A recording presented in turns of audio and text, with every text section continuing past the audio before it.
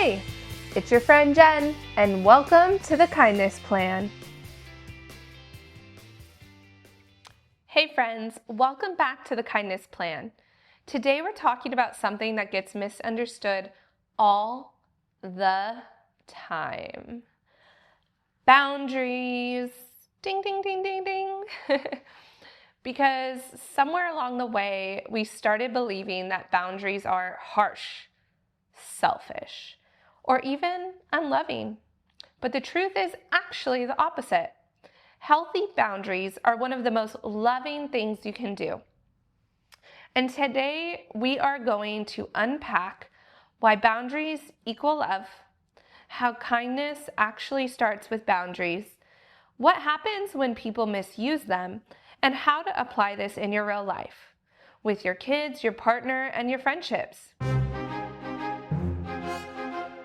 Why are boundaries loving? Well, a boundary is simple. What you allow and what you don't.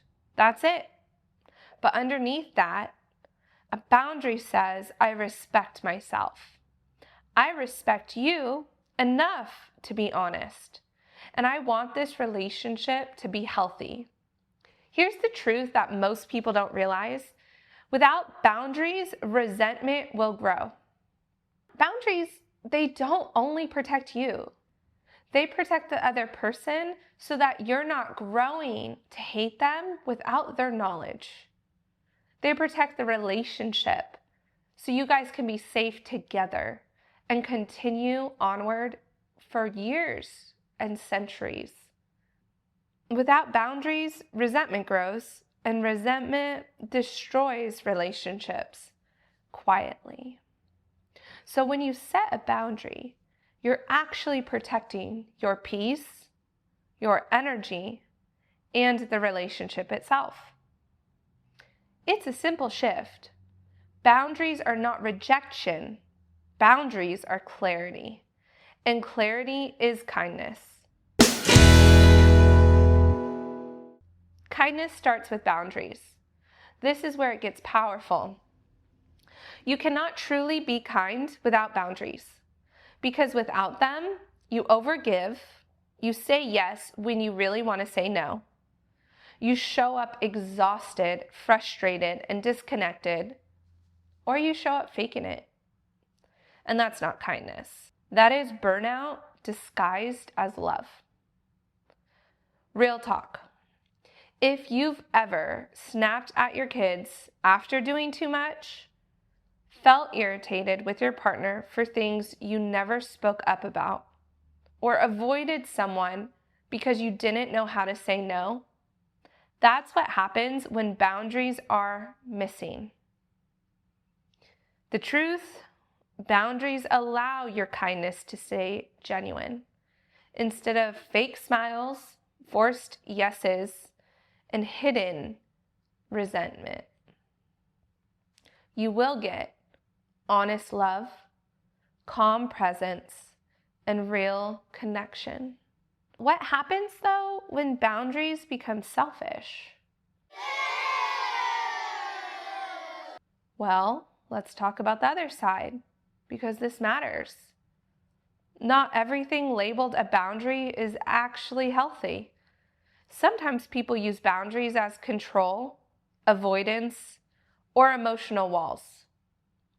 Examples of a boundary that's kind of being misused. I'm setting a boundary. I just won't talk to you about anything uncomfortable. That's avoidance. My boundary is you can't question me. That's control. I'm protecting my peace, so I'm cutting everyone out. That can be isolation, not growth. The key difference is healthy boundaries equal I take responsibility for me. Unhealthy boundaries equals I control you. A simple test you can ask yourself, is my boundary about my behavior or controlling others' behavior? If it's about controlling them, it's not a boundary. How to distinguish the difference? Here's a quick guide.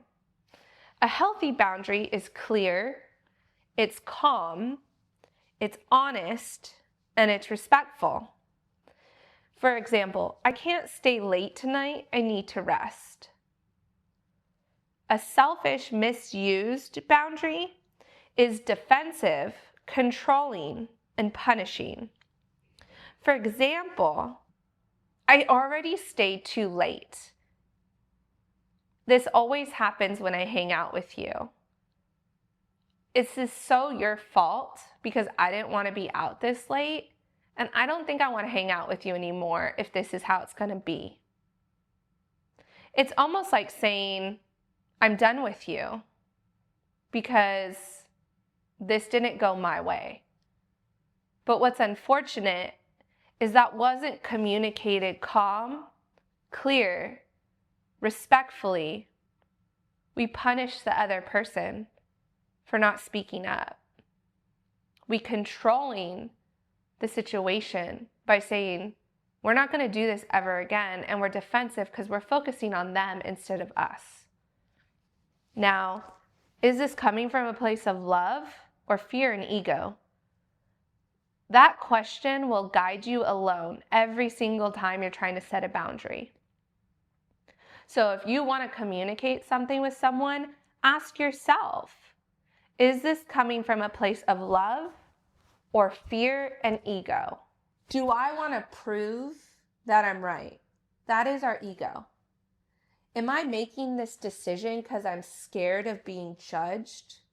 Are we scared of losing a relationship with somebody? So we say yes to hang out when we really want to say no because we're tired. Is that fear? Or is it coming from a place of love saying, I love you so much and I want to hang out with you, but I'm so tired, so I'm going to rest? How do you bring this into your everyday life? Kids need boundaries. It makes them feel safe, secure, and guided.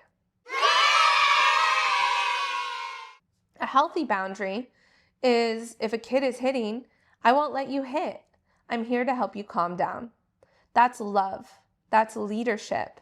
Without boundaries, kids feel out of control, anxious, confused. If they run around hitting and we never correct them, they're going to feel very confused when they get told from the outside world that they're mean or they're a jerk. Now they're confused. They question it. Are they really a mean person? No one taught them. No one taught them that hitting isn't okay and that we love them, but we're going to teach them how to calm down in a healthy way. What about with your partner? How do you set boundaries with your partner? A lot of people struggle with this. I know I do. I know my partner does. We love each other. But how do you set a healthy boundary? A healthy boundary is, I won't stay in conversations where I'm being yelled at. Let's talk when we're calm. You're protecting yourself and the relationship. An unhealthy version is, don't ever talk to me like that again, or I'm leaving. That's fear, and that's control. That's a threat. They're controlling you by saying you cannot speak this way. They're putting fear into you by saying, or I'm going to leave you. And what is a healthy boundary with friends? Well, I love you. I can't be the person you vent to every day about this if nothing is changing. Honest and loving. Can you put your hand in the air if you've ever called a friend and vented all the time? I know I have. I'm a big venter. Well, what's a boundary that's not healthy? You start avoiding them. You feel drained and you pull away. You can't tell them that you can't hear them speak negatively every single day. So you just don't answer their call because you know it's coming. You feel exhausted. You don't feel heard. So you start to distance yourself. It feels like they're taking your energy, but you're allowing them and you're not speaking up and giving them a chance to change. And by not having that boundary, you're losing a friend that could be unaware, a friend that may have no idea that they're taking from you without giving back. Boundaries protect both people in the relationship. And that's so important to remember. What's a boundary look like for yourself? Because this is the foundation. Boundaries with yourself look like not overcommitting, resting without guilt, and saying no even when it's uncomfortable. If you don't have boundaries with yourself, you won't be able to hold them with others. Let me repeat that. If you don't have boundaries with yourself, if you don't have self-respect, self-love, and self-kindness, you cannot be kind and love and respect others. So how to start? Notice where you feel resentment. That's your boundary trying to speak.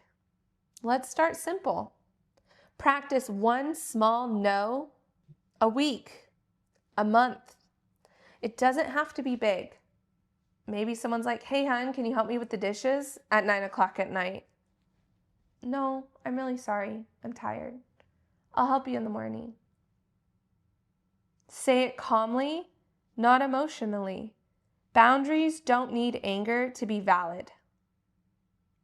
A lot of people think that they have to be loud to be heard, that they have to have emotion for you to understand the importance. But that's not a healthy boundary, that's trauma.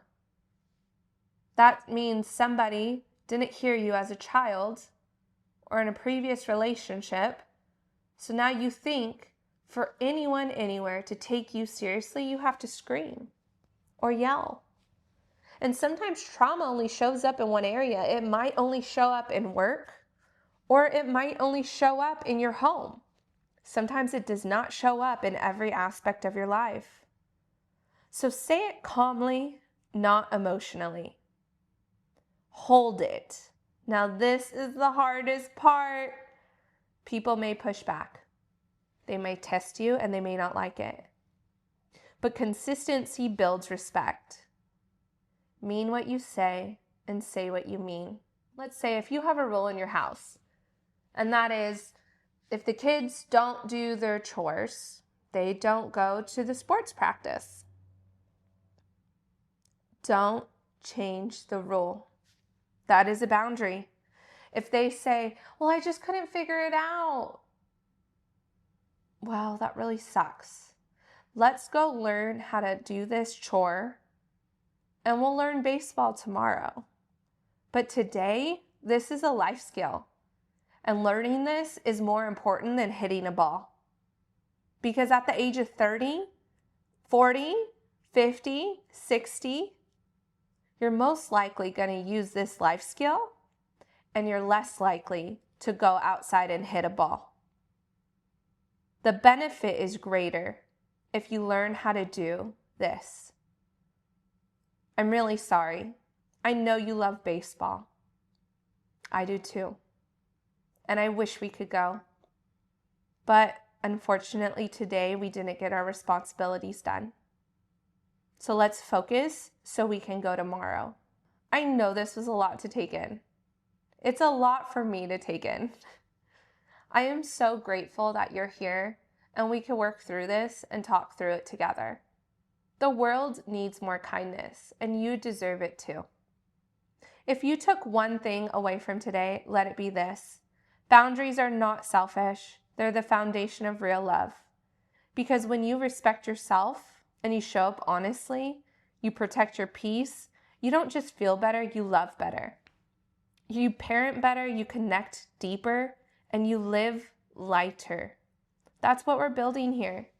A life rooted in real kindness. The Kindness Plan is on a mission to spread kindness near and far, but we can't do it alone. Share this episode. And if we spoke to your heart, please leave us a review. Thank you so much for taking the time, and I'll talk to you soon. Bye!